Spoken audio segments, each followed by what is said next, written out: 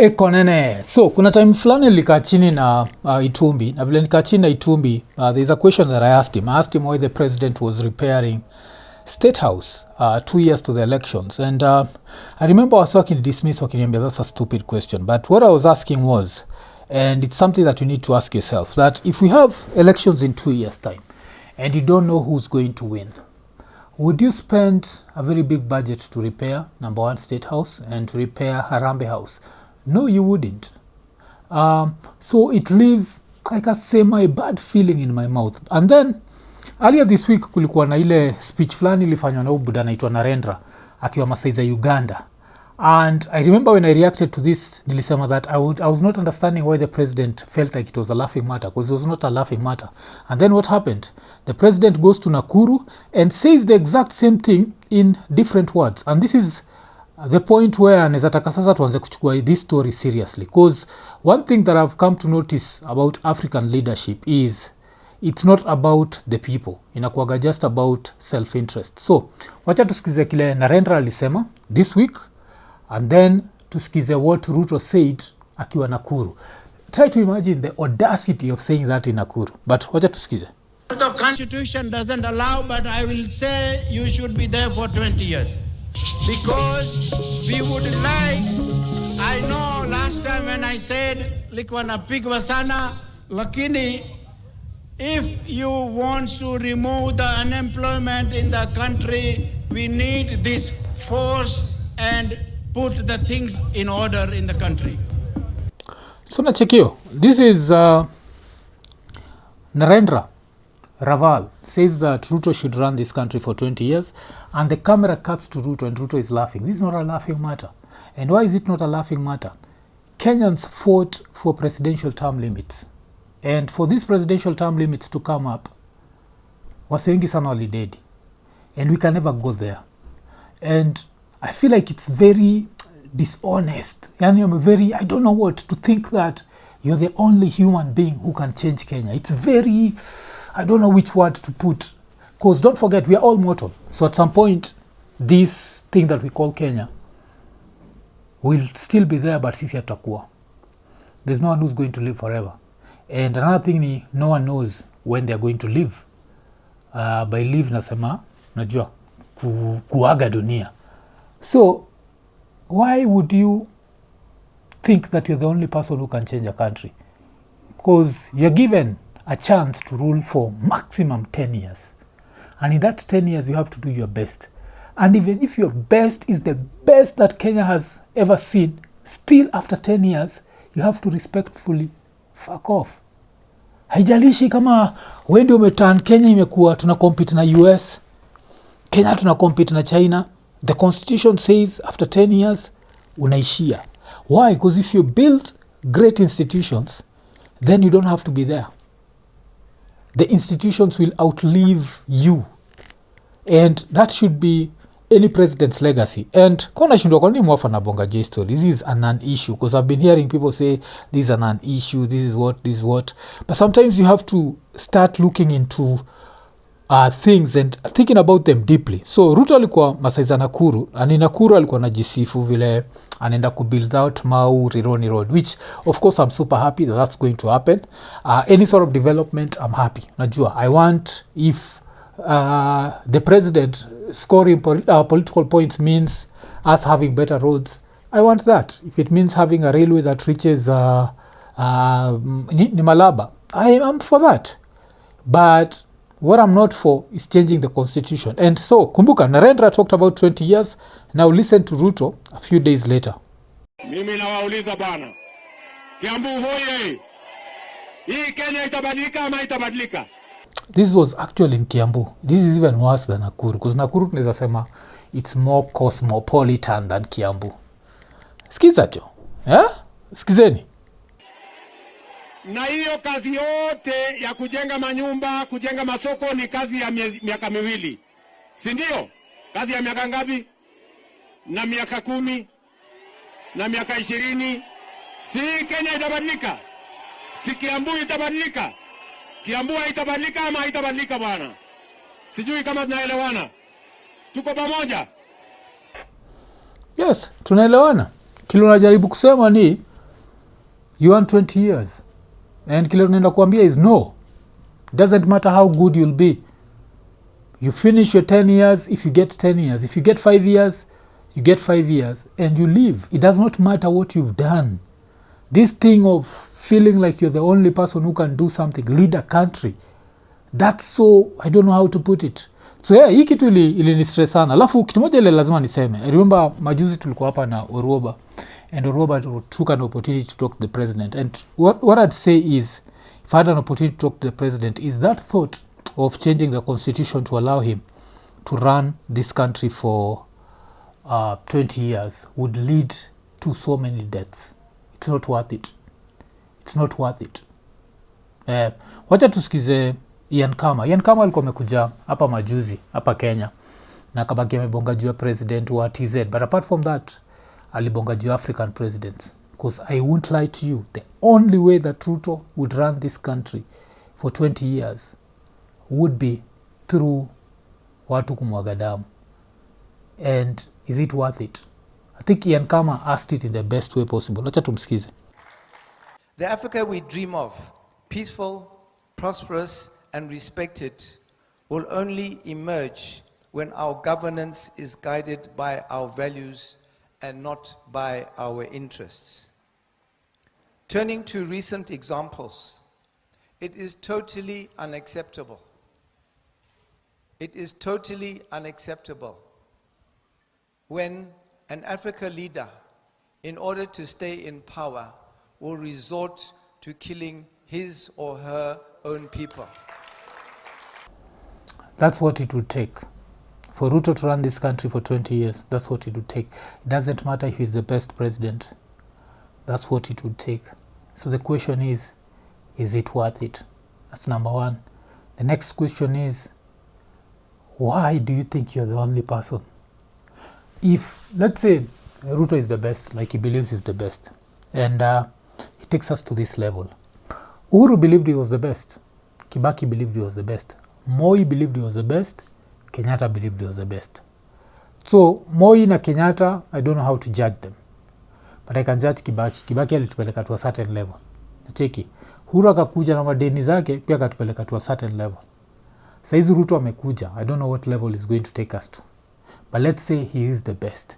The fact that he claims he's better than Kibaki and Uhuru, and they both backed off after 10 or 9 years. Uhuru literally took 9 years. That's one thing that people always forget. Uhuru didn't run this country for a full 10 years. It was maybe 9 years and 5 months. Yes. He lost his 7 months. I don't think Ruto would be ready to lose 7 months. But after Amalize, aliishia. This story, you need 20 years. But tuendele na Ian Kama. In order to stay in power, will rig an election as if they are God's gift to their country. When you have a country with millions of people, for any leader to think they are the only ones who can be president is pathetic. Scare for anyone to think they're the only person. Because this seed of extending terms has been there for such a long time. As soon as Ruto came in, Kina Cherargei started pushing this. They started saying that 5 years is not enough, we need to extend that to 7 years. And I remember sitting down here and saying how that was going to happen. It was going to be the reverse for Moi. This is what happened with Moi. Moi enters into power 1978, yes. 4 years later, kuna the coup, 1982, but he stays in power. Then he stays in power and changes the constitution, ikakuwa ni a one-party state, no one is supposed to talk, blah, blah, blah, blah, blah, blah. And then reaches 1991, Kenyans are fighting for multi-party democracy, Kenyans are fighting for all these freedoms. What happens? Moi changes the constitution in 1991. And then ikakuwa ni every president can only run twice. What did that do? The 14 years that Moi had run the country till 1992 became null and void. So Moi got an extra 10 years. This is what would happen if we were to change the constitution to 7 years. Ruto would not want us to change that right now. He'd want us to change that in 2032 so that he can run the country for an extra 14 years and end up with 24 years just like Moi. And that would come at such a bad price. It would come at such a bad price. And I really hate the fact that even this is a discussion. Like, nimekaa hapa chini, but I've been seeing the clues. I've been seeing you repairing State House, repairing Harambee House, State House spending more than it needs to spend. And they're thinking like, but Buddha, wako hapa, like right now, as things stand, in 2 years' time, less than 2 years' time, there's going to be an election. Like, why are you doing all these things? Are you doing this because you love the next president? No, you're not. You're doing this because you believe you're going to win. How do you believe you're going to win? An election that no one knows who's going to vote for who and who's not going to vote for who. No one knows, because elections are emotional. So for you now to start hinting at 20 years is to be so dishonest that I think Ian Kama is just the one guy that I'm sure African presidents hate this guy. And therefore, and my apology to those who may come from Tanzania, but I'm mentioning this because they are your neighbor, that the recent election and what transpired, the killings around that election, I, for one, do not recognize the person who was inaugurated as the president of Tanzania. Kiapo Ian Kama kibongajia not recognizing that president. And this is what we are being reduced to. And this is the danger that we will end up with. And I don't know. I actually don't know what the president wants. But one thing that I know is to even start planting that seed that he wants to run this country for 20 years, even after seeing the Gen Z protests of last year and seeing how angry people were. There are people who, if you get an extra term, they're going to have hell for 5 years emotionally and psychologically. And now you want to take them through another like 17 years of your rule. No, don't do that. Do your part. If you're lucky enough to get a second term, get your second term. If you finish, just F off. Najua, you said you wanted to be an evangelist. Go preach. But do not tell us that you want to run this country for 20 years. This country, the main thing that this country needs is better institutions. Anything else, you building roads, building what, as long as the institutions are weak, it means nothing. Strengthen the judiciary. All these corruption cases being dropped need to stop. Yes, in other countries, corruption cases hazikuwa gigao Kenya. Like every corrupt politician somehow ends up being proven innocent. Saizi, Kenya is supposed to pay 1 billion shillings to wanaitwa nani? Anaitwa Waluke. Waluke is seeking 1 billion shillings. That's a slap in the face to Kenyans. And who played a role in Waluke being free? Answer that question for yourself. Ekonene, nimeinterrupt show kukuremind juu ya LemFi. Kama uko US ama Canada na unataka kutuma do Kenya, register kwa LemFi ukitumia promo code Ekonene. Hii itakuguarantee $20 cashback on your first $100 transaction. Alafu pia time una register, make sure umetick the 2 checkboxes za notifications ndio ukireceive info about amazing offers through newsletters. Na pia usijali, LemFi hawatumagi hizi letters za, yani unajua like messages za kipumbavu. Pia usisahau, every time una transact $50 and above una earn points. Na the more una transact, the more points you earn and you can redeem them as cash ile time unatuma pesa. Alafu pia kitu nanibamba kabisa ni saizi ukitumia LemFi unabaki umelipa pay bills na till numbers directly. That means unabaki umehandle bills za maparo wako ukiwa hizo maside za States ama maside za Canada. Alafu pia we mwenyewe as a LemFi user baki umetafuta ile button imeandikwa get USD $20, ubaki umeinvite mabeste zako, na ukiinvite mabeste zako on their first $100 transaction unapata pesa ngapi? $20 cashback. So unangoja nini? Baki umechangamka, ingia LemFi. LemFi, international payments for everyone. Ekonene. Alafu tukitoka hapo, of course the United Opposition has been licking its wounds. Licking its wounds kwa nini? Because I think to a certain level they ended up believing the hype, and the hype was they were going to win very easily. And what ended up happening? They lost, and after they lost kumekuwa na hizo allegations of rigging. Kama hujawatch, kuna show nilifanya na udem anaitwa Horuba, and we talked about that where she was saying that the election was rigged, and personally I was not 100% convinced about that election being rigged, But yes, we had that. And so now, jana, kuna vile Matiang'i alikuwa ameenda at a certain funeral. And he started talking about power. And I think one of the things that I agree with him is ye mwenye ashakuwa powerful and he knows how power works. But wacha tumsikize. Power comes and goes. Ask me, I was minister for interior one time. And I coordinated national government functions. I understand government. There's nothing I don't understand. The kind of things we are seeing here are going to destroy our country. Na niseme tu kweli hapa hadharani. I normally see people circulating my clips of things I said in 2022. I said tutakuwa na shida hii. Sasa wakati mambo imeingia, I see people circulating those clips. Don't circulate this one when we are going in trouble, because I'm saying this openly today hapa kutoka mbele. Tukiendelea namna hii vile tunaendelea, we are headed the wrong direction na tutaharibu nchi yetu sisi wenyewe. So, I don't know what specifically he's talking about, because there are a few things. Tukiendelea na the amount of violence that I saw around the electioneering period, then we have a problem. And we have a very big problem. I didn't like that. There was too much violence. Niko nasema kuna bouncer fulani najua, lakini pia ni best yangu. Na best yangu alinionyesha like footage of like ilikuwa shared by some of his colleagues who are on the ground. And let me just say it was heartbreaking to see. And it was heartbreaking to see the levels that Kenyans are willing to go to and things we are willing to do to each other for politicians. It was horrific. Like ushaonyesha kwa kitu hivi. Like niliona mse fulani alikuwa amehatiwa sura, can't describe it. Afu niliona like literally a severed limb.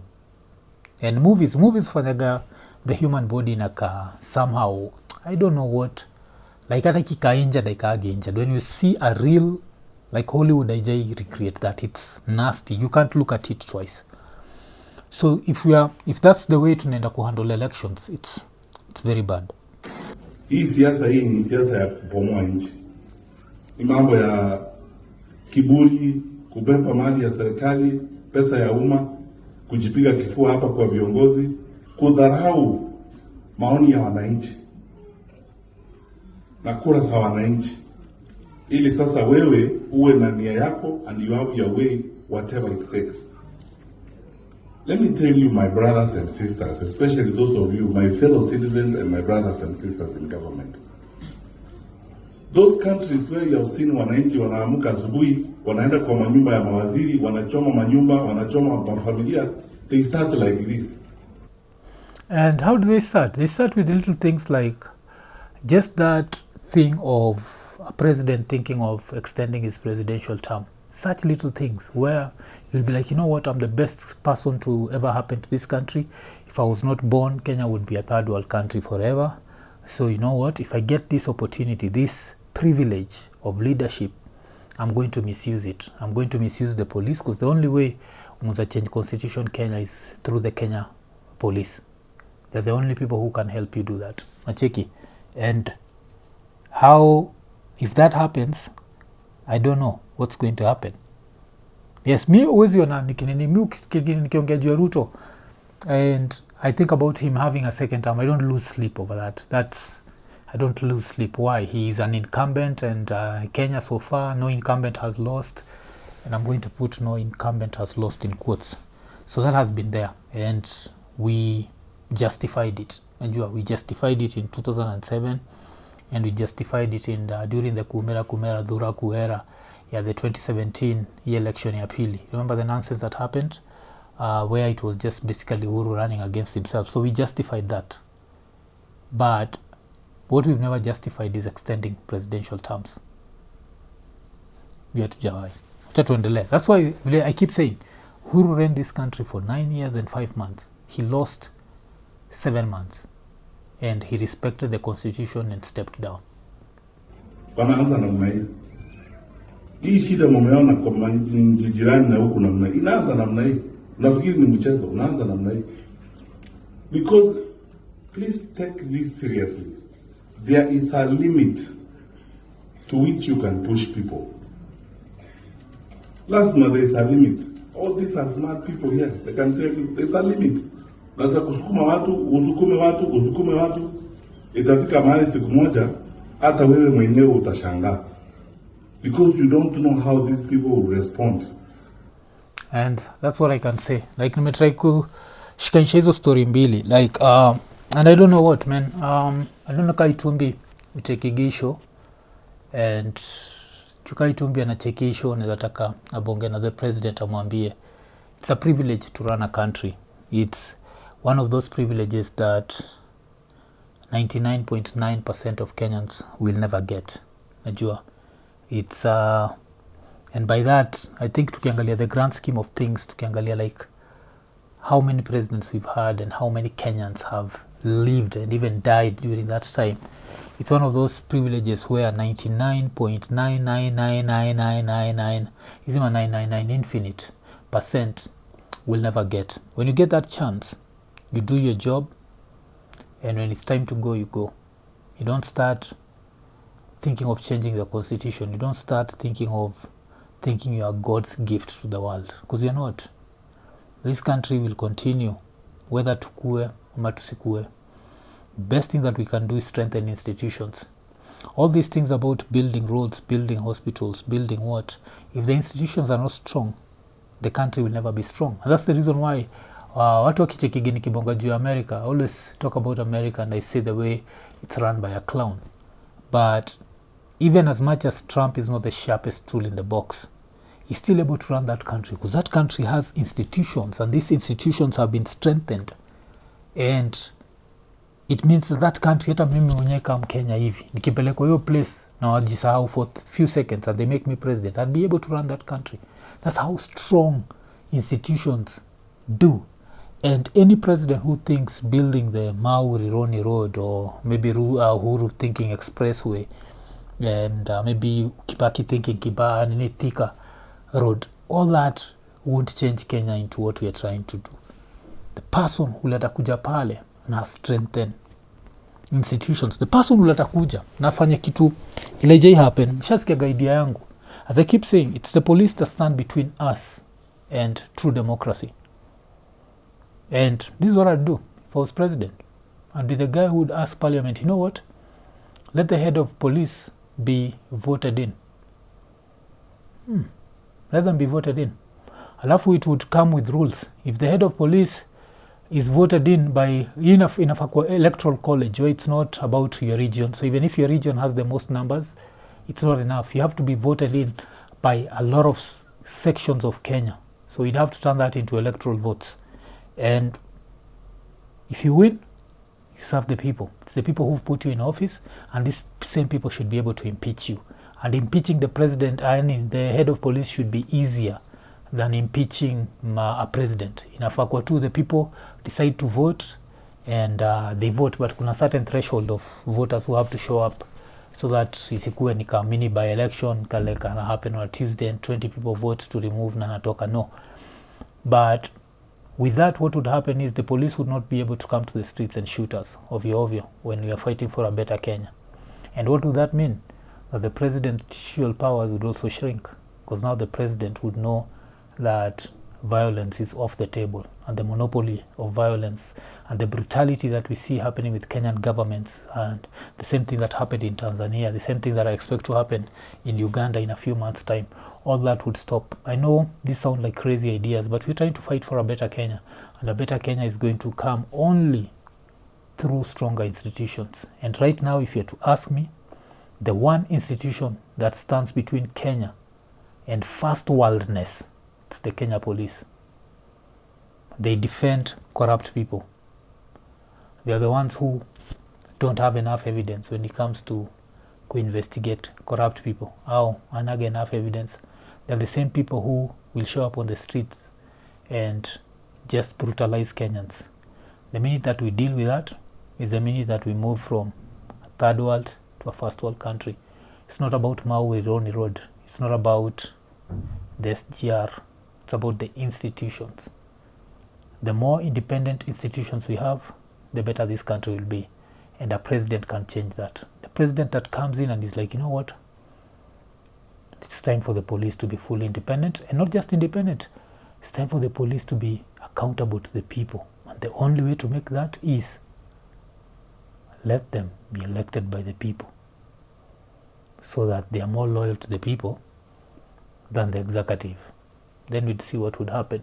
Once on how fast this country would change. It would change super fast. Because tukiprotest, makarao wakikama to protect. They don't come to shoot us. What happens? Now the executive has to listen. The legislative has to listen. The judiciary has to listen. And before you know it, institutions are working. Corrupt people are going to jail. Because now, you know, if you protect the corrupt, uko na shida. Nacheki. But niambie, am I overthinking? Narendra, 20 years. Ruto repeats the same. Cherargei had planted that seed. And then what else? They're still repairing State House and Harambee House. Am I overthinking? Let me know. Iko Nini.